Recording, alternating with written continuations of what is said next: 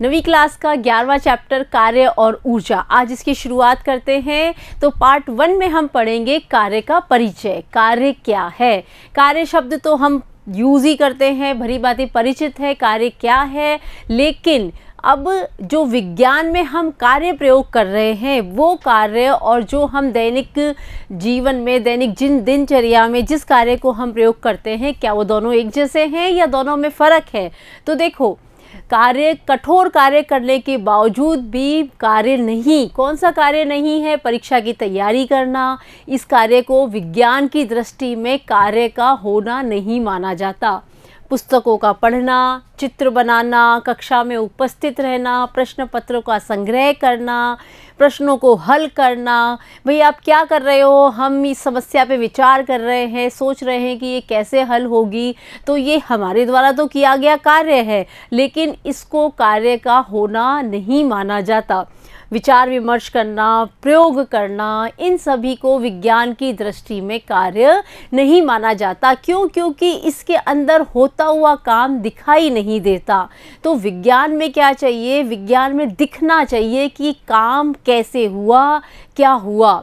देखिए, एक और उदाहरण हम देखते हैं। चट्टान को धक्का देना। अगर चट्टान को धक्का दिया जा रहा है तो क्या चट्टान पे कोई फ़र्क पड़ेगा? उस पर कुछ भी फ़र्क नहीं पड़ेगा। लेकिन धक्का देने में हमने बहुत सारा बल का प्रयोग किया, बहुत सारी एनर्जी लगाई, लेकिन हासिल कुछ भी नहीं हुआ, फ़ायदा कुछ भी नहीं हुआ। चट्टान तो जैसी की तैसी वहीं पर मौजूद रहेगी। इसी तरह से कूली का सामान सिर पर खड़े रहना। अगर कोई कूली सामान लेकर सिर पे खड़ा हुआ है, चल नहीं रहा है, तो उसको तो मेहनत लगी ना। सामान उठा के अपने सर पे रखा और सामान को ढो रहा है, उसको लेके खड़ा हुआ है, तो कूली की तो मेहनत तो लग रही है, लेकिन फिर भी हम उसको कार्य की दृष्टि में नहीं रख सकते।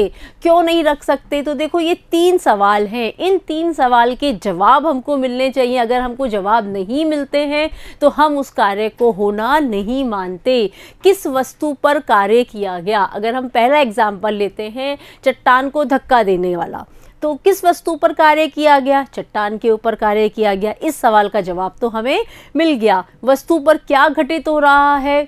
वस्तु पर कुछ भी घटित नहीं हो रहा। तो जब कुछ घटित ही नहीं हो रहा तो काम कैसे मान लेंगे हम कि काम हुआ है? तो इसका मतलब ये वाला काम कैंसिल हो गया, इसको हम कार्य नहीं मानेंगे।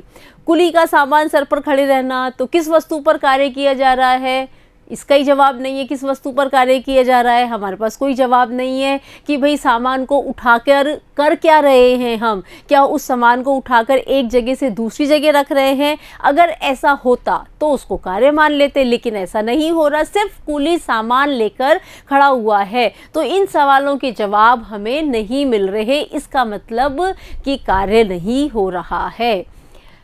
तो कार्य की वैज्ञानिक संकल्पना, विज्ञान में किस काम को कार्य माना जाएगा कि कार्य हुआ है, उसके लिए 2 दशाओं का होना आवश्यक है। पहला है, वस्तु पर बल लगना चाहिए। कोई ना कोई बल उस पर आरोपित होगा, तभी माना जाएगा कि वस्तु के द्वारा कार्य किया जा रहा है। और दूसरा है, वस्तु विस्थापित होनी चाहिए। वस्तु की स्थिति में परिवर्तन होना चाहिए। प्रारंभिक स्थिति और अंतिम स्थिति, इस तरह से स्थितियाँ दिखनी चाहिए। तो अगर ये 2 स्थितियां होती है, बल भी लगता है और वस्तु द्वारा स्थिति भी बदली जाती है, तो हम मानेंगे कि कार्य होगा। ठीक है? तो विज्ञान की दृष्टि में वही कार्य माना जाएगा। और उदाहरण से समझ लेते हैं, गुटके को धकेलना। तो धकेलना क्या है? हम जानते हैं, धकेलना, खींचना, उठाना, ये सब किस में आते हैं? बल में आते हैं। तो गुटके को धकेलना यानी कि बल लगाया गया, तो गुटके का कुछ दूरी तय करना, तो कुछ दूरी तय हो गई, इसका मतलब ये कार्य हो गया। एक गुटके को धक्का देके खिसकाया तो बल भी लग गया और गुटका विस्थापित भी हो गया, तो इसको हम कार्य मानेंगे। ट्रॉली को खींचना, तो खींचना भी बल है, ट्रॉली का विस्थापन हो गया, तो ये एक कार्य हो गया। पुस्तकों को कुछ ऊंचाई पर उठाना, एक जगह से उठा के दूसरी जगह रखना, तो यहाँ पर ऊंचाई के बराबर पुस्तकों का विस्थापन हो गया, तो ये भी कार्य माना जाएगा। तो इस तरह से कार्य क्या है? कार्य है बल का परिमाण, बल कितना बल लगा, तो ये हम जानेंगे तो हम जान पाएंगे कि कितना कार्य हुआ। और दूरी जिसे वस्तु द्वारा तय किया गया, जितनी दूरी वस्तु ने तय करी उन दोनों का आंकिक मान जब हम मिलेगा तो हम गणना कर सकते हैं कार्य की। तो परिभाषा क्या बनती है कार्य की? किसी वस्तु को गति प्रदान करने के लिए किया गया कार्य, वस्तु के ऊपर लगाए गए बल और बल की दिशा में वस्तु द्वारा तय की गई दूरी के गुणनफल के बराबर होता है। तो कार्य को हम लिख सकते हैं, इसका फॉर्मूला बना सकते हैं। कार्य क्या हो गया? बल गुणा बल की दिशा में विस्थापन। ठीक है, तो बल को हम डिनोट करते हैं F से और दिशा में विस्थापन जितना होता है यानी उसके द्वारा कोई दूरी तय की जाती है तो दूरी को हम व्यक्त करते हैं S से। तो W का मान क्या हो गया? W बराबर F गुणा S। तो ये हमने एक सूत्र प्राप्त किया कि कार्य को अगर हमको गणना करनी है कितना कार्य किया जा रहा है वस्तु द्वारा, तो लगाए गए बल का परिमाण हमें पता होना चाहिए और तय की गई दूरी पता होनी चाहिए, तो हम किए गए कार्य की गणना कर सकते हैं। तो अब मात्रक भी देख लेते हैं, क्योंकि जब भी हम सूत्र देखते हैं, सूत्र कोई भी हमें मिलता है तो उसके साथ साथ उसका मात्रक होना भी ज़रूरी है। ये भी एक राशि है, कार्य एक राशि है तो उसका मात्रक भी होगा। तो बल को हम, बल का मात्रक है न्यूटन और दूरी का मात्रक SI मात्रक जो है वो है मीटर। तो कार्य का मात्रक कितना हो गया? Newton metre. तो न्यूटन मीटर को हम बोलते हैं जूल। 1 जूल बराबर न्यूटन मीटर। तो कार्य का मात्रक क्या हो गया? जूल। जूल का मान क्या हो गया? Newton metre. तो यह एक अदिश राशि है, ये हमको याद रखना है कि कार्य कैसी राशि है? एक अदिश राशि है। ठीक है, तो ये हमको फॉर्मूला मिल गया, इसका मात्रक हमको मिल गया कि कार्य क्या है, उसका मात्रक जूल है। अब हम कुछ उदाहरण देख लेते हैं कि किस तरह से गणना की जाती है। किसी वस्तु पर 5 न्यूटन का बल लग रहा है, तो न्यूटन से हमें पता लग गया कि ये क्या है? F का मान है। और बल की दिशा में वस्तु 2 मीटर विस्थापित होती है, तो ये हमें क्या मिल गया? S का मान मिल गया। इस स्थिति में किया गया कार्य कितना होगा? तो आसान है, कार्य का सूत्र लगाएंगे, उसके अंदर हम इनका मान रखेंगे तो हमको कार्य मिल जाएगा। ठीक है, तो पहले हम लिख लेंगे कि प्रश्न में क्या हमें दे रखा है। तो इस चित्र से देखिए, समझिए, ये वस्तु है जिसके ऊपर 5 न्यूटन का बल लग रहा है और ये वस्तु अपनी जगह से विस्थापित होकर यहाँ पर आ गई। इसने कितनी दूरी तय करी? 2 मीटर की दूरी तय करी। तो W बराबर F गुणा S। तो F का मान आ गया 5 गुणा 2, तो 10 न्यूटन मीटर, यानी कि 10 जूल का कार्य उस वस्तु द्वारा किया गया। ठीक है, अगला सवाल है, बल की दिशा में 1 मीटर की दूरी तय करने, 1 मीटर की दूरी तक वस्तु को चलाने में 10 न्यूटन का बल द्वारा कितना कार्य किया जाता है। तो 1 मीटर क्या हो गया? S का मान हो गया 10 न्यूटन हो गया F का मान। अब हमको W ज्ञात करना है। तो प्रश्नानुसार F 10 न्यूटन हो गया, दूरी 1 मीटर हो गई, W बराबर FS। तो इस तरह से हम इनका मान रख के उत्तर निकाल लेंगे कि 10 जूल कार्य किया गया। 6 मीटर की ऊर्ध्वाधर ऊंचाई तक 200 किलोग्राम जल उठाने में किए गए कार्य की गणना कीजिए। ये थोड़ा सा फर्क सवाल है। देखिए, 6 मीटर की ऊर्ध्वाधर ऊंचाई यानी कि ये हो गया H ऊंचाई है। तो ऊंचाई, तो हम अगर ज़मीन से कोई चीज़ ऊपर की तरफ जाती है तो तय तो वो दूरी ही कर रही है, लेकिन क्योंकि ऊपर की तरफ कर रही है इसलिए हम उसको ऊंचाई मान लेते हैं। तो ये ऊंचाई मानो या फिर उसको दूरी भी मान सकते हैं। ठीक है, 200 किलोग्राम जल उठाने में, तो यहाँ हमको मिल गया द्रव्यमान। तो द्रव्यमान हमें दे रखा है, बल नहीं दे रखा। ठीक है, तो 200 किलोग्राम जल को उठाने में किए गए कार्य की गणना करें। तो अब हमारे पास सूत्र था W बराबर F गुणा S। ठीक है, तो S का मान तो हमें मिल गया कि 6 मीटर की ऊंचाई है तो वो दूरी है। अब हमको दिया गया है द्रव्यमान का मान दिया गया है, तो द्रव्यमान तो हमारे सूत्र में नहीं आता, लेकिन फिर हमें याद करना पड़ेगा कि F का मान क्या होता है। F हम कैसे ज्ञात करते हैं? तो F का मान क्या होता है? M गुणा G, यानी कि द्रव्यमान जब गुरुत्वीय बल के साथ होता है तो द्रव्यमान गुणा गुरुत्वीय बल। अगर गुरुत्वीय बल नहीं होता, कोई वस्तु को धक्का दिया जा रहा है, खींचा जा रहा है, तब हम G की जगह इस्तेमाल करते हैं A का, त्वरण का। ठीक है। तो इस तरह से हम जी का मान हमें प्रश्न में दे रखा है, तो इस तरह से हम एफ की गणना पहले करेंगे और जब हमको एफ मिल जाएगा तब हम डब्ल्यू निकाल लेंगे। ठीक है। तो इस तरह से जो सवाल में दिया हुआ नहीं होता लेकिन हमको हिंट दिया हुआ होता है, डायरेक्ट हमको वैल्यू नहीं दे रखी होती, किसी भी राशि का मान हमको डायरेक्ट नहीं दिया हुआ होता, तो हमें सोचना होता है कि अब इस राशि का मान हम कैसे निकालेंगे। तो अब गणना कर लेते हैं। प्रश्नानुसार हमको जो राशियाँ दे रखी है, जिनके मान दे रखे हैं वो लिख लिए। तो W बराबर एफ एस, तो F का मान कितना है mg, जब कार्य गुरुत्व के प्रतिकूल हो रहा है तो mgh लिख दिया, यहाँ पे अब मान रख दिया 200 गुणा 10 गुणा 6, तो इस तरह से 12,000 जूल। तो 12,000 जूल कार्य किया गया। ये आ गया किए गए कार्य की गणना हमने कर ली। अब कार्य कितने कितने तरह के होते हैं देखें, ऋणात्मक, धनात्मक और शून्य कार्य, तीन तरह के कार्य देखें यहाँ पर हम समझ रहे हैं। तो धनात्मक कार्य क्या होता है, ऋणात्मक कार्य क्या होता है और शून्य कार्य क्या होता है। जब बल वस्तु की गति की दिशा में कार्य करता है तो वो कैसा हो जाता है, धनात्मक कार्य हो जाता है। बल लगा रहे हैं और वस्तु आगे बढ़ रही है तो ये क्या मानेंगे, इसको धनात्मक कार्य मानेंगे। और ऋणात्मक कार्य किसको मानेंगे, जब बल वस्तु की गति की दिशा के विपरीत कार्य कर रहा है। जैसे कि गाड़ी के अंदर ब्रेक लगाते हैं तो ब्रेक तो हम आगे की तरफ लगा रहे हैं लेकिन उससे हो क्या रहा है, गाड़ी की स्पीड कम हो रही है, तो इसको क्या मानेंगे, ऋणात्मक कार्य मानेंगे। और शून्य कार्य किसे कहेंगे, जब बल वस्तु की गति की दिशा के समकोणों पर कार्य कर रहा है।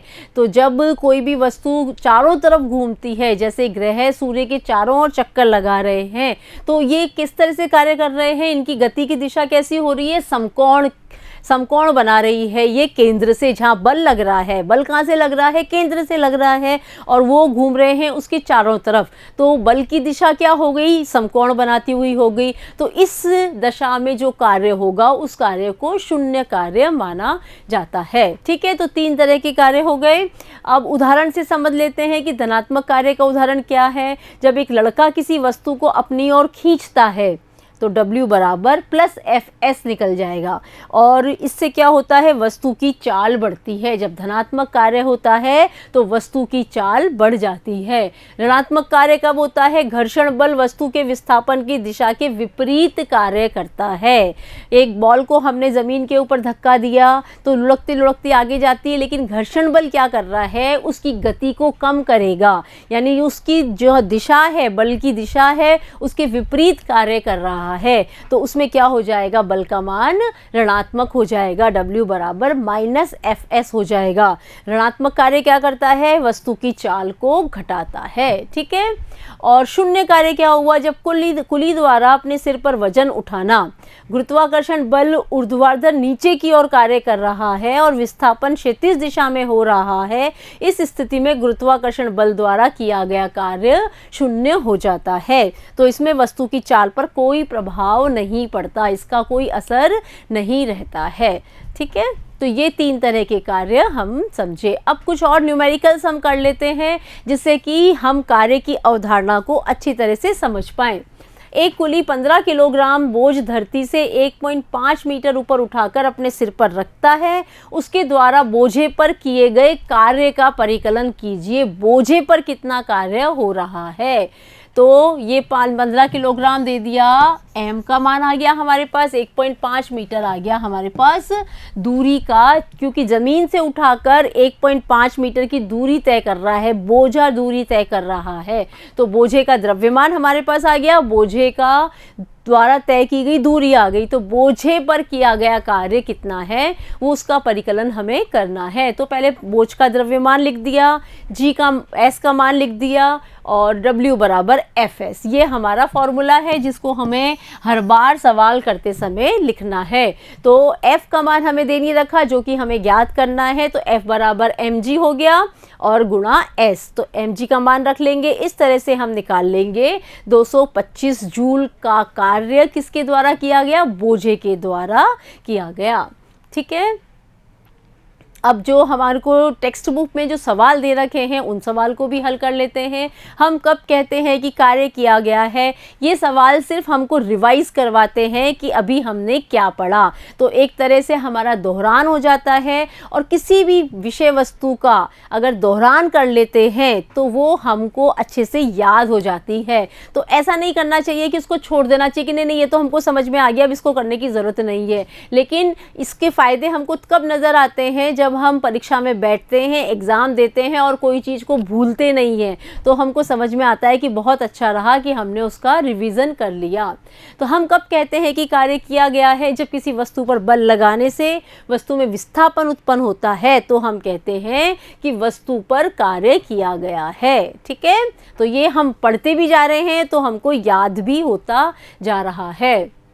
जब किसी वस्तु पर बल लगने से वस्तु में विस्थापन उत्पन्न होता है तो हम कहते हैं कि कार्य किया गया है। दूसरा प्रश्न है, जब किसी वस्तु पर लगने वाला बल इसके विस्थापन की दिशा में हो तो किए गए कार्य का व्यंजक लिखिए। तो कार्य का व्यंजक का मतलब क्या हो गया, कार्य का हमको सूत्र लिखना है। तो किया गया कार्य हो गया W बराबर FS प्लस, क्योंकि किए गया कार्य हम उसको धनात्मक मान रहे हैं जब उसका विस्थापन एक ही दिशा में, बल और विस्थापन एक ही दिशा में कार्य कर रहे हों। तो जहाँ पर F क्या है, बल है, इसको कैपिटल ही इस्तेमाल करेंगे, और S क्या है, विस्थापन है। ठीक है, अगला सवाल है, 1 जूल कार्य को परिभाषित कीजिए। 1 जूल कार्य क्या है, तो 1 जूल बराबर क्या है, न्यूटन मीटर। ठीक है, तो न्यूटन क्या है, बल है। तो 1 न्यूटन का कार्य जब किसी वस्तु पे किया जाता है, जब किसी वस्तु पर 1 न्यूटन का बल लगाने पर वह बल की दिशा में 1 मीटर विस्थापित होती है, तो जो कार्यबल द्वारा संपन्न कार्य 1 जूल कहलाता है। तो 1 जूल क्या हो गया, 1 जूल का मान है 1 न्यूटन मीटर। 1 न्यूटन मीटर क्या है, तो 1 न्यूटन और मीटर। तो 1 न्यूटन मतलब एक जो बल लगा है उसका मान कितना है, 1 न्यूटन, और मीटर तो 1 मीटर उसका विस्थापन हुआ है। तो इसके किसके बराबर हो गया, 1 जूल के बराबर हो गया। बैलों की एक जोड़ी खेत जोतते समय किसी हल पर 140 न्यूटन बल लगाती है। जोता गया खेत 15 मीटर लंबा है, खेत की लंबाई को जोतने में कितना कार्य किया गया।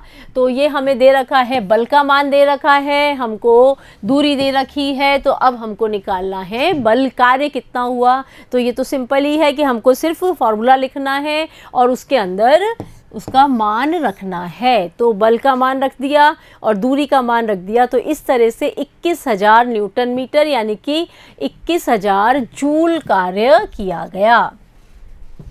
ठीक है, तो इस तरह से हमने इस चैप्टर को पढ़ा और इस कार्य के परिचय को समझा। तो अगले वीडियो के अंदर हम मिलेंगे नेक्स्ट पार्ट के साथ। Thank you.